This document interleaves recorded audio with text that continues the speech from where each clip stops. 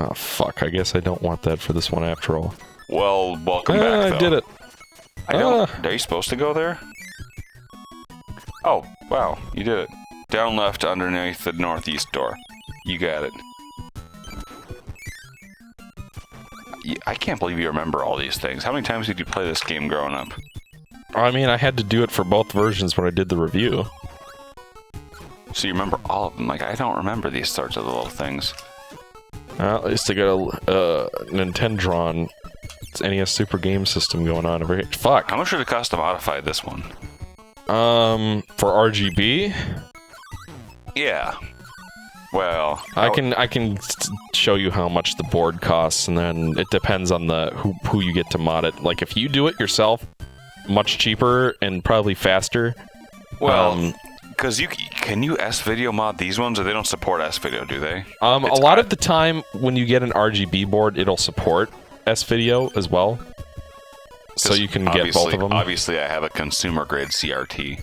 Yeah, multiple of them, and I'm not about to go get one of these PVMs, because even though it looks fantastic, I want one that's nice and fat. Yeah.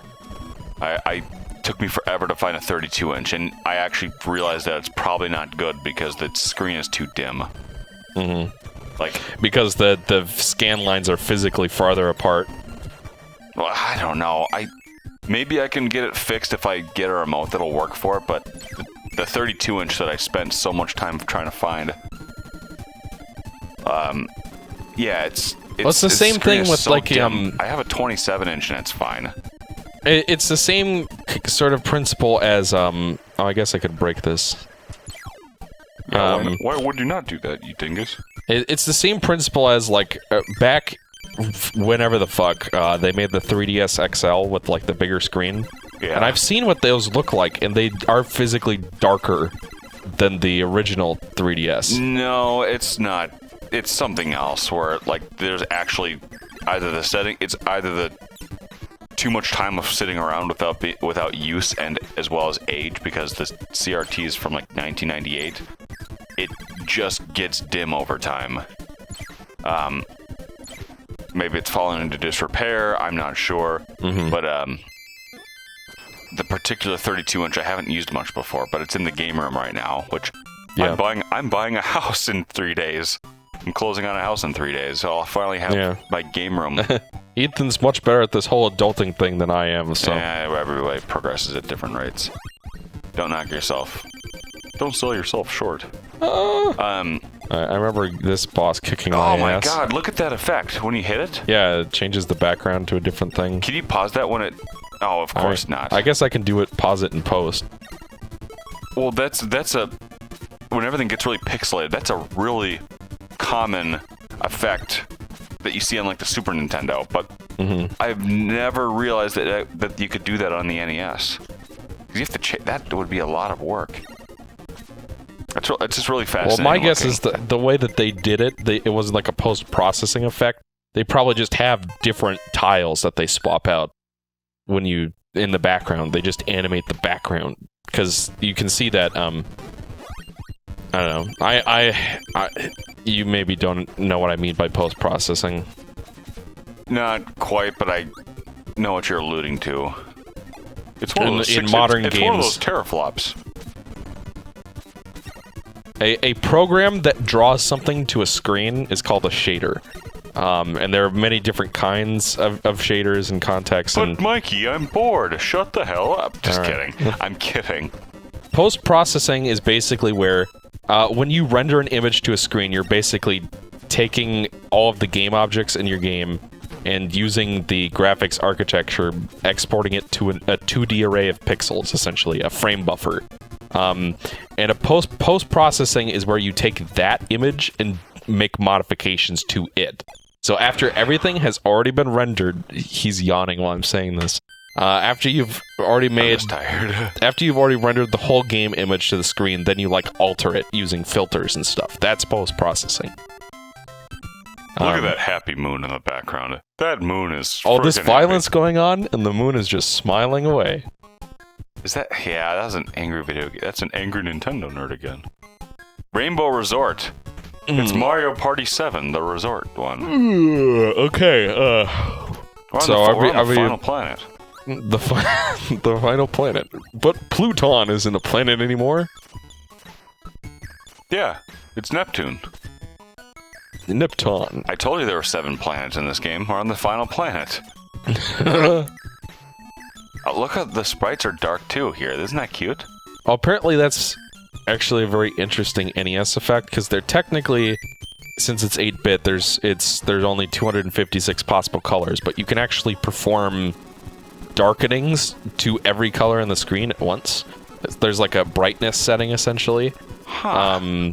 And that's something you can do, but that doesn't explain why Kirby is still bright compared to everything else. Yeah, I don't know how that would have happened. So that's probably different from what I'm thinking. Yeah, like that's something that nobody would have ever been able to figure out how to do.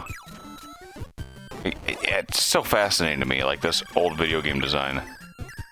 I had a friend he's like, yo, anybody who's into game design? I'm like, yeah, but it's a lot harder than you think it is, so don't... If you want me to set you up with them to try to build your own game, it's not going to happen. I mean, he's welcome to try.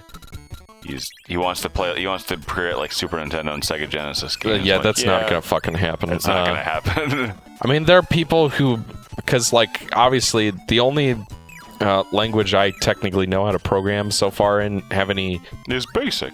No, it's called C++. No, C#. I know better than that. You need the. No. I know. Yeah. Yeah. Now on the GBA, they actually make those look like destructible blocks, and here they don't do that. You just go back and get one of the laser enemies. The laser's not going to work on this. Oh, I remember now. Okay, so there are 2 of the really hard concrete. On GBA, they look like concrete blocks. That thing. But on GBA, they actually show what all the different blocks are. Because I'm pretty sure you do need the burning guy for the last couple ones. There's only 2 left. And the last one, you don't need anything. Don't do that, Mikey. That's better. Take it back. What the fuck? It's showing you, it wants you to take that enemy, and it's showing you that there are some destructible blocks. Okay. It's showing, not telling. That is a good in-game design. They're using guided gameplay to suggest certain affordances to you through the design. Affordances. That's a game design term. It's interesting. Like it is at your disposal. Now you need a fire to shoot your way through. But they made it look the fucking same, so that's just confusing. They could have just made it a different color.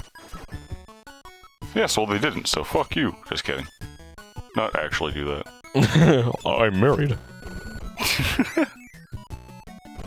Yeah. Well, you know where the last one is, so it's in 5 more levels. Yeah, I know where that one is, definitely. Baby.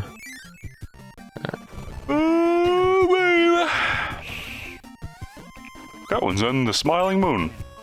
And the cow jumped over the moon.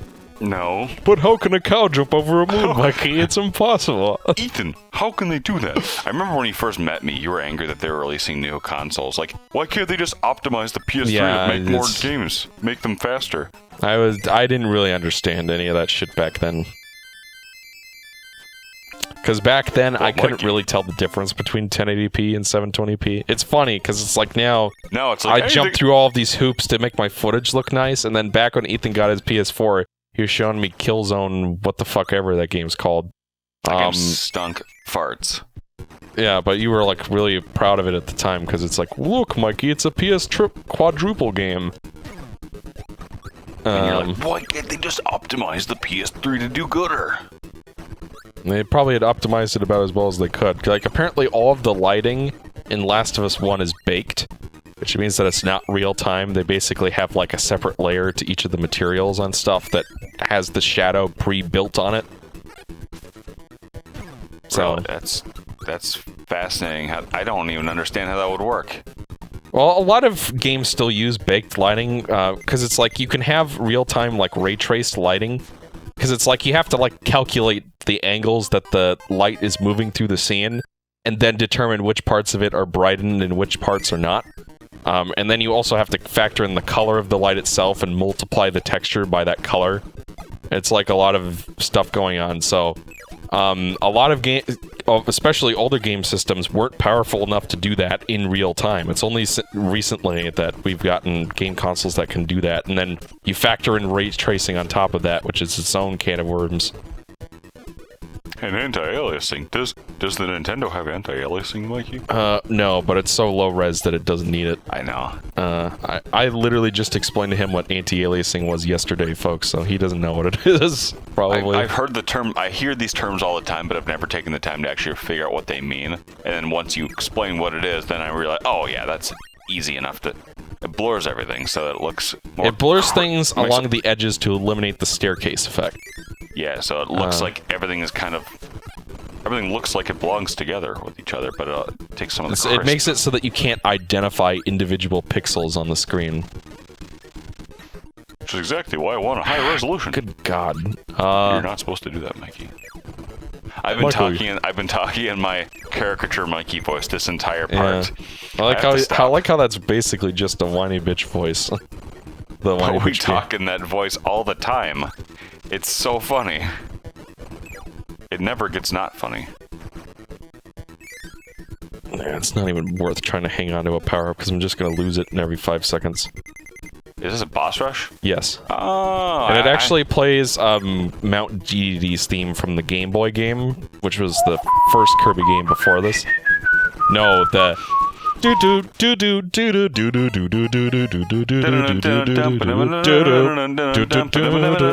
wait, no! I'm thinking of the GBA version. The GBA version does that. The GBA version plays that song specifically for the boss rush in this level. Can I take some of these stickers off? No. Why? Because I want to remember how much I paid for them. Ah, just like your Castlevania Dracula X. I won't say. Holy cow! Holy corn dogs, man! Holy corn dogs! I wanted it. That was like. You want to know the shittiest thing about that too? Is like right after that they announced, "Hey, we're re-releasing the Game Boy Advance Castlevania games on PS4 and stuff and Steam, and we're including Dracula X." Yeah, it's cheaper now. So this game I spent $500 fucking on. No, like, $499.90. 499 smackers and 99 smackerinis. No, 90 smackers and smackerinis. Smackerettes. And 99 Tourettes. I go to the gas station and ask if I can get a pack of smackerettes. Oh, I tell you what. Ethan wants to go back to Jack in the Box after we're done. Okay. Okay, Ethan, I will keep that in mind, Mr. Ethan. Mr. Mikey. Ethanblet. Oh my god, look at all these. The reason I get this is because I went through a secret entrance at the beginning of the tower. So if you beat the boss rush after doing that, then you get all those extra goodies. Yeah, just one-ups. One thing that stinks about these games is like, it's like you always have to have these rewards for the player, but the reward is almost always an extra life, or something that equates to getting an extra life. Yeah. Like, feels like there's not enough in your arsenal to enjoy. Like in a newer game, it would be like concept art or something. I know, that's dumb too. Well, I think that's at least something like that's unique, and it's like, people always crow about game preservation now. So it's like, that's a form of game preservation, taking something from the pre-production phase and showing you how it evolved, so... Sorry, I'm just simultaneously burping and farting. The best moments in life are when you burp and fart simultaneously. Those are the best moments in life. When you expel gas from both ends. Yes. Except I am not... Way. Oh, Jesus, Mikey. I'm gonna bleep that one. Oh, God. Oh, goodness. Make sure you use the, sound effect.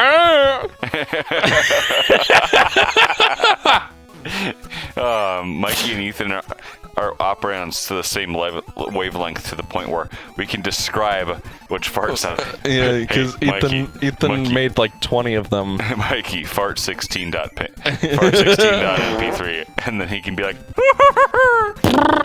I think that's the one that goes.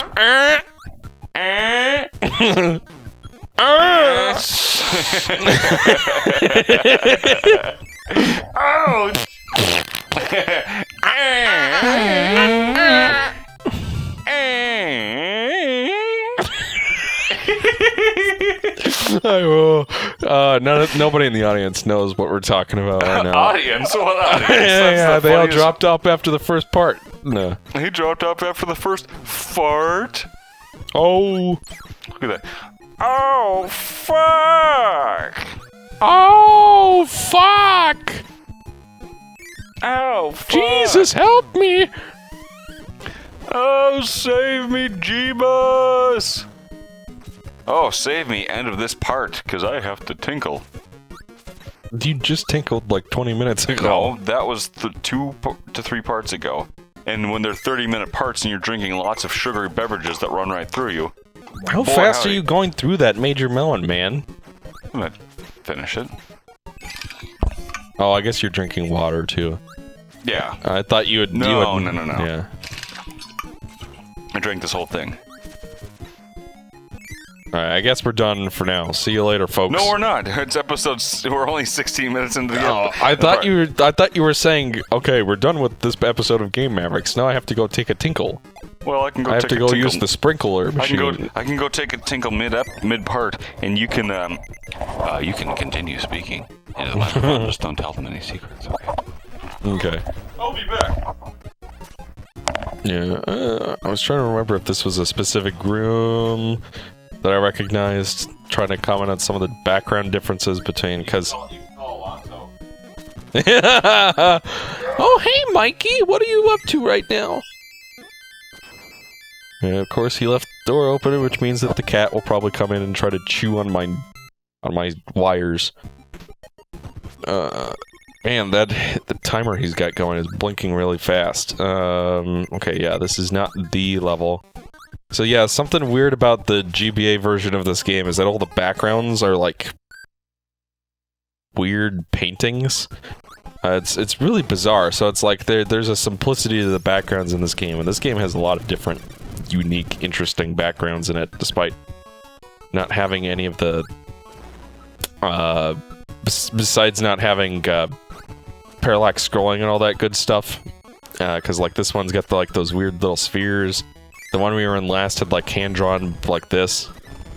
Oh no, I've got to fight the wheel. Alright, he's gonna... yeah. This is why I don't do playthroughs by myself anymore, folks. Because it's, I know, nobody watches, and I can never think of what to say. All I can really do is describe what's happening on the screen. I know I pressed A and nothing happened. I swear that sometimes this game just eats your inputs, and it's kind of frustrating.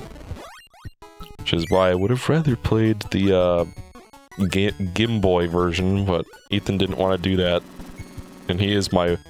I had to show him some hospitality, so... we were playing this one. And this one version's cool. Okay.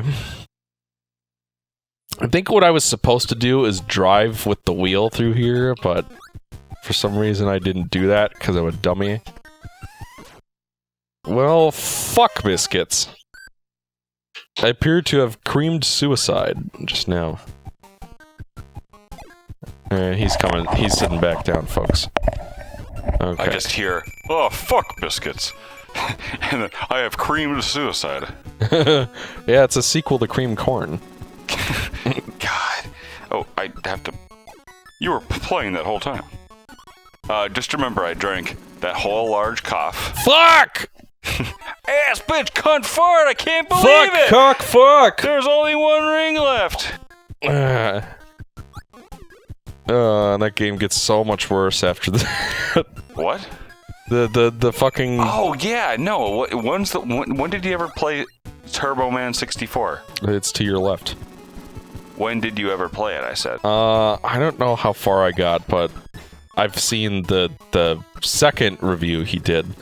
Oh, yeah, that review does not does it justice, because what actually does it justice, when you actually realize how miserable that game actually is Mike Matei did a playthrough where he did it cold. He's like, yeah, he always hear that the second half of this game is really bad. Gas in my asshole. Like, the game completely changes into something else after you do, like, a bunch of those flying ring levels. And it is so, like, bad. It is like, unreal levels of bad. The worst part is that the show that the game is based on is really good. Well, it's like, that AVG interview is like nothing. I bet he only did that because Mike says, yeah, it's really shitty. And was that before or after Mike left? Before. He did the episode before Mick left the show. Mick. You can't light that with a fire? You can, but you won't be fast enough, so you have to do this. Yeah. You also have to. Fuck it. There's nothing in this level anyway, right? No. I think the last level is the one with it. You probably do it just to get another one up, which you clearly need more of right now. Right? Yeah, I have 20. Oh yeah, you're on the last level. Holy corn dogs. Yep. I like how this pays homage to the Game Boy. Like, even back then, design choices like this really fascinate me. In the sense that, when I was... Because it's like, I'm sure this homage was a little bit more obvious back then, because the other one had just come out. When I was a kid playing this on GBA, because they actually used these same graphics in the GBA version. Exactly. And it's the same been a tune. While. They use an 8-bit version of the song and everything, and I was really confused about why they did that when I was a kid. It wasn't until much later that I realized, oh, they're doing it as an homage to Kirby's Dream Land. But, like, the fact that they pay homage to the original game in the series, back in a time where they didn't really do these types of things. Yeah, this is before video games became all about nostalgia. Yeah, well, it's like because they were making nostalgia. It was hard to, like, basically everything they did in the game was, like, really obvious at these times. So, like, if they put, like, a joke, like, you don't see jokes in these games or stuff like that, or, like, self-awareness, because everything is just so cut and dry with games. Like, we have to produce a very clear-cut formula, A plus B equals 12. Oh no, one of the Marion twins has to rescue the Princess. The Princess. Princess Pinch. Princess Pinch. Never mind. I won't give you an option to bleep anything out later. But, like, they're playing homage. Sometimes I don't give these games credit for, like, that the designers were self-aware. Like, there's nothing personal about them. I can't think of it. Like, they're paying homage to a game that came out just 1 year earlier, and they're like, this is something you'd see in Mega Man 9 or like a retro revival. Yeah. Whereas, like, to see something in a game all the way from back then, like, you probably wouldn't have even seen this in a game from 1990, but this is 93, and you see it. It's one of those qualities that, I don't know. It's in the moon. I know. No, you don't. That's the last one. Would you care to do the honors of crossing it off the list, Mikey? No, I'll leave that to you. Just buy the shirt and tear the list in half. Hit the switch, throw the t-shirt away. Yeah. Yeah, have we ever talked about that on the show? That experience? I don't think so. But I didn't realize it was a scam because I don't know what I stumbled upon. But apparently that's what it was. Nobody remembers this because I remember seeing it at the time and thinking that it was fascinating that the Game Chasers had a collaboration with the Angry Video Game Nerd, and they were all doing the robot dance with the owner of Active Enterprises, which the company that made Action 52 is still in business. How the fuck is that? They don't do anything at all. It's just an old. It's just a trademark, basically. Yeah, it's a trademark. And this guy, I'll have to show you the Game Chasers sometime because they met the owner of Active Enterprises and went to his house, and he had like 16 copies of Action 52 lying around. Just lying around. This game that's worth like $500 now. Yeah, he's like, yeah, no, we know that Action 52 sold about 10,500, 10,600 copies. Something wow, like that's that. more than I would have expected, actually. Well, I mean, they probably sold every one they produced. And 10,000 is not necessarily a high print run, and especially when it was a lot of the unlicensed games had really low print runs like that. Like, I'm sure even Little Samson had more. Or they probably had about 10,000. Who knows? I don't know what I'm talking about. Hey, it's King Dedede. D. Dexter!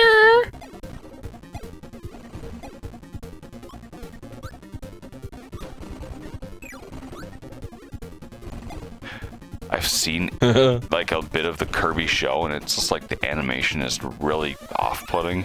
Well, the problem is that they do that stupid thing where sometimes the characters are traditionally animated, and sometimes they're 3D. Flashes. Do me a favor. Do me a favor. Grab your phone and look up. It's like the 5th episode. It's the first time Dynablade shows up in the show, and take a look at the CG model for it. It is amazing. What do you want me to look up? Look up Dynablade Kirby anime. Might not be a clip of it anymore. I actually watched that whole show while we were roommates. Let's see. Dynablade meets her chick. Yes, try that. This shit? Oh, it's still in double speed. Let's see. This shit? Look at that! Oh my god! What is that? Dynablade? Yes. They're all traditionally animated. Not Dynabladed. She's just 3D. But there are some times where. Oh my god! What was this? This was like 2003.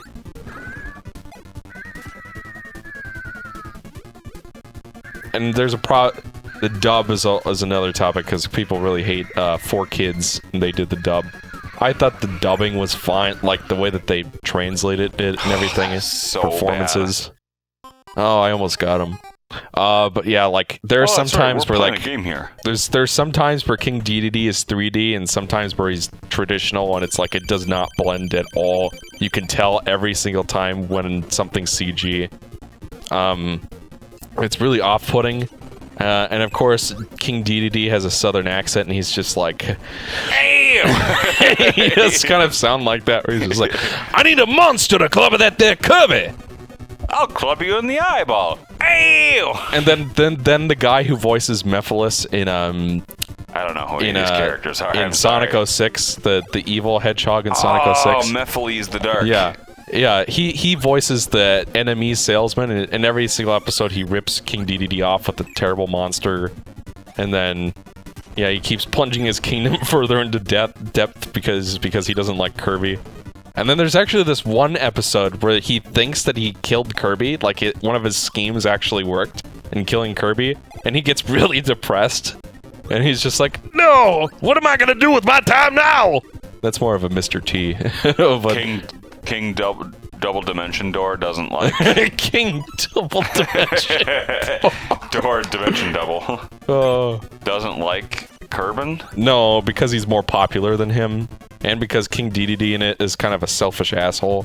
So like every episode, like there's an episode where he tries to cut down Wispy Woods to make a golf course.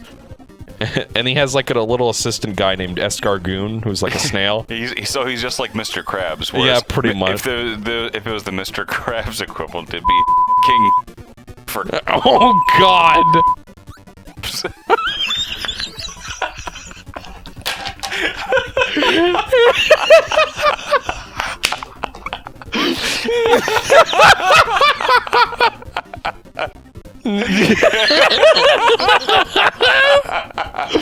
Oh no!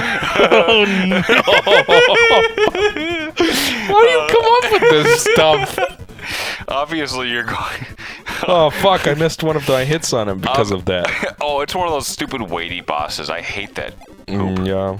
Obviously, you're gonna bleep that out and just leave the laughter in. Oh, they're gonna be totally confused, though. Missing context is best when you have to imagine what they actually said. Oh, good stuff. That's how we were laughing all day. That's how we were laughing all day. Like 2 days ago when I first came, and now we're bored of each other. And there's one more level? There's a final boss. It's just I the skipped the final cutscene. No! Fuck. Anyways, what happens is, turns out DDD wasn't the bad guy. He split up the star rod to keep the nightmare in the fountain from getting out. This is the only section of the game I think that has parallax. Yeah. It's done really nicely too. Yeah, it looks cool. The best part about the PVM is the dark colors. The dark colors look the absolute best. Like the blacks here. Sorry, I'm just fascinated. I remember when I first played this level, I couldn't do it. It was too difficult. Difficult. Oh, anyway, the t-shirt story. So, yeah. The AVGN endorsed and uploaded a video that started a crowdfunding campaign to get the stupid. Is that to get Cheetah Men 2 finished, wasn't it? Yeah, to get Cheetah Men to re-release Cheetah Men 2 and finish it as intended. Yeah, and re-release it. Call it Cheetah Men 2: The Lost Levels. And then they had the Game Chasers there, which were a much smaller channel, but they're the ones that collaborated with the owner of Active Enterprises, who still owns the company, even though he wasn't part of it when it actually was founded. He just owns the trademark and pretends to be a businessman who wears a fedora. That guy. I like his face when you hit him. He goes like, "Ow!" He goes, "Ow! Ow!" And then look at his little smile. This guy has the main antagonist of the... He looks like Cock Dastardly. He does. But this guy's actually the main antagonist of the TV show. Okay. Because the TV show is based on the remake. Interesting. What was it? Oh, so, I did not realize this at the time, but, I didn't contribute to the campaign.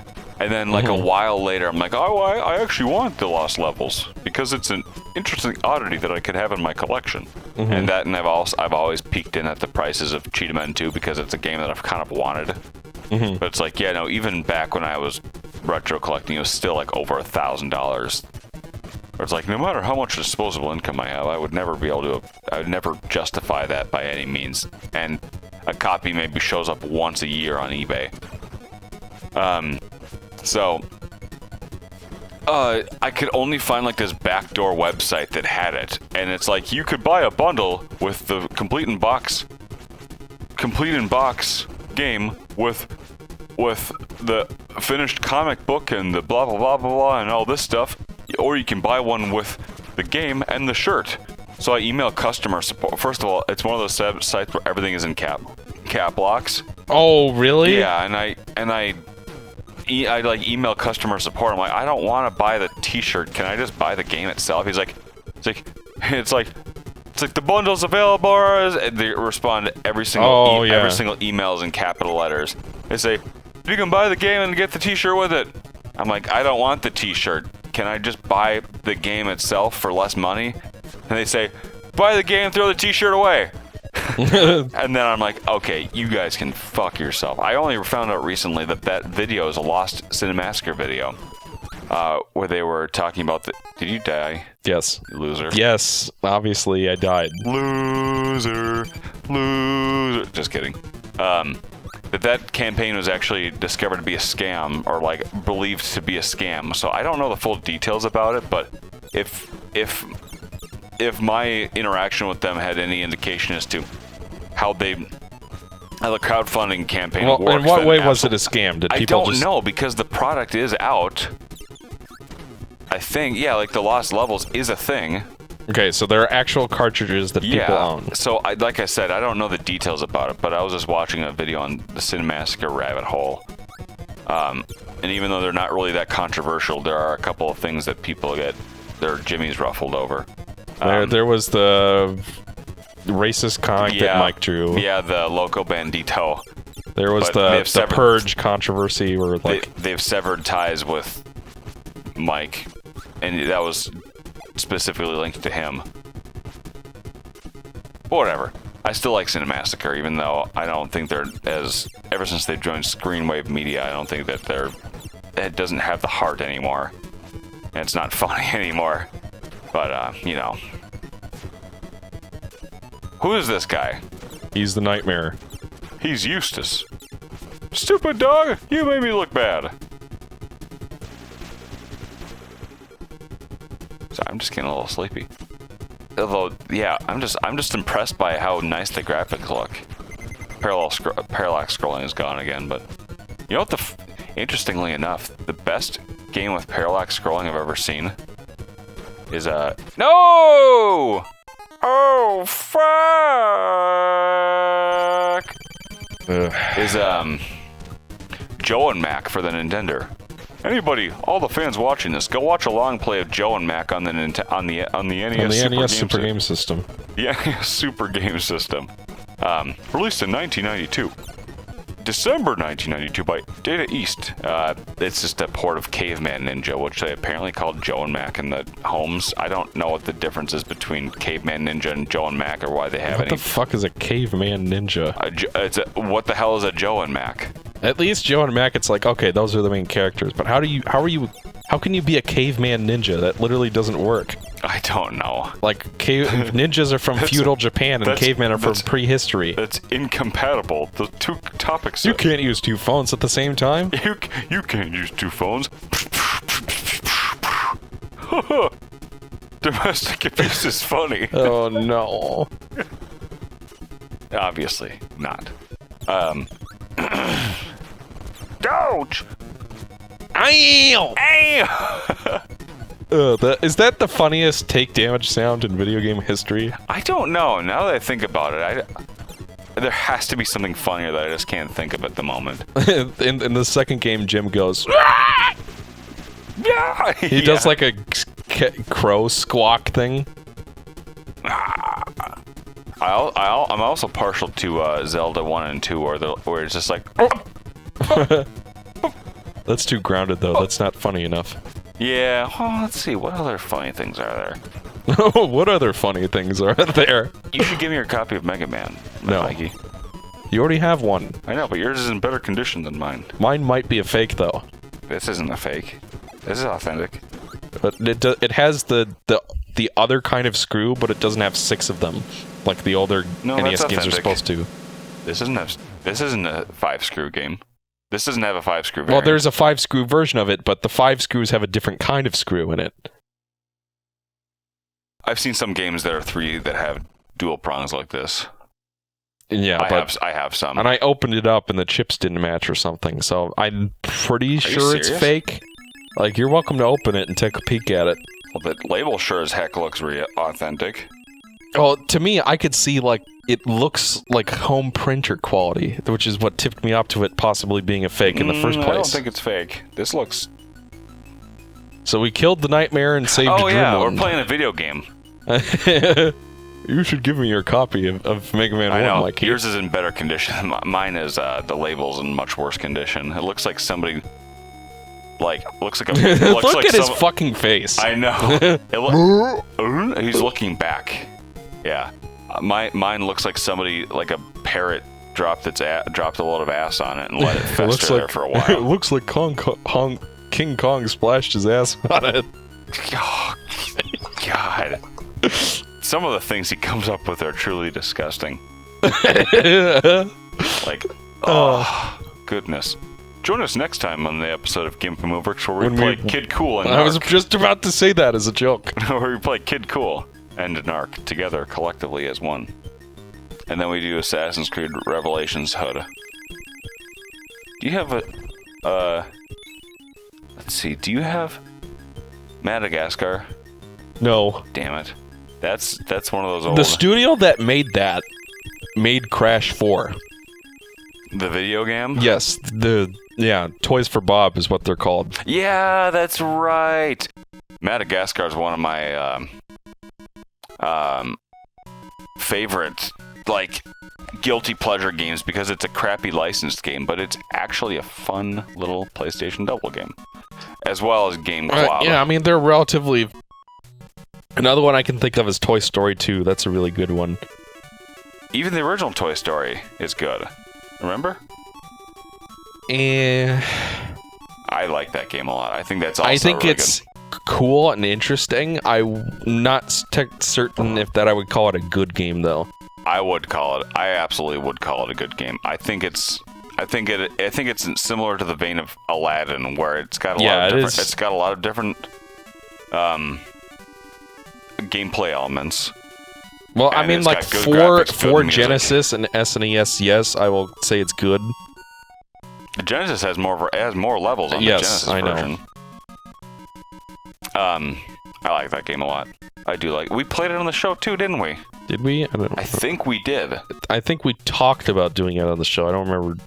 This was 5 years ago, folks. 5+ years ago. Let me take a look.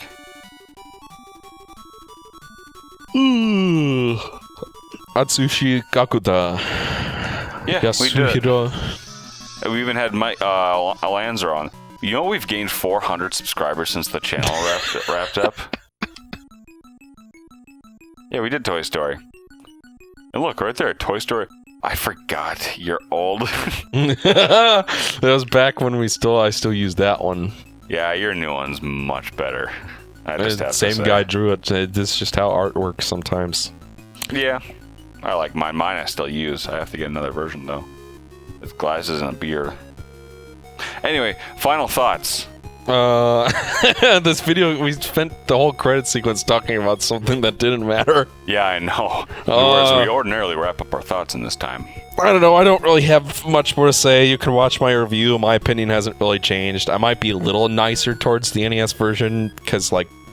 But this game still has the problem with input latency, frame drops kind of thing that kind of... It does... Like, there are some games where it doesn't really matter that much. This is one where it, like, gets in the way of your ability to control the game and have it react in time. So, it looks cool. It's a great game for NES, but if you're going to play this game, I recommend the GBA version, because it plays better. Yeah, I've never played the Game Boy Advance game, but this one, I'm sure, has got to be cheaper than the Game Boy Advance version at this time. You know, you might actually be right about that, because this game, relatively, considering how good it is, and that it was late release, it's surprisingly cheap. Yeah, well, it was distributed by Nintendo. Yeah, but... It was built by it was created by HAL The same year that, like, the year before fucking Donkey Kong Country came out, in the same year as Star Fox, they released this game. I know, like, why would they do that? We were talking about Star Tropics earlier, and why one of the last... final batches of games for the system. Like, there were 7 games released in 1994, and like Nintendo released almost all of them themselves. Virgin released one as well. They released Jungle Book port in 1994 for some reason. Like, why would they release exclusive games for the system that late? Yeah, I mean, we got Mega Man 6 out of it, so I'm happy about that. Yeah. I mean, most of them were good, so yeah, I know. It's probably worth it. Most of them are. And then Flintstones. Flintstones. But anyway, I think we're gonna go get some Jack in the Box, get some water on our sandwiches. We're gonna go to Jack Butts. We're gonna go to Jack in the Butt. Oh, no. We're gonna go to Jack in the Butts. So, well, thank you for joining us. Monkey's gonna go Jack in my butt. God, no! Oh God, no! Oh no! You have any? Your favorite sound effect from back in the day? Put the old sound effect in if you can find it. If you can find it.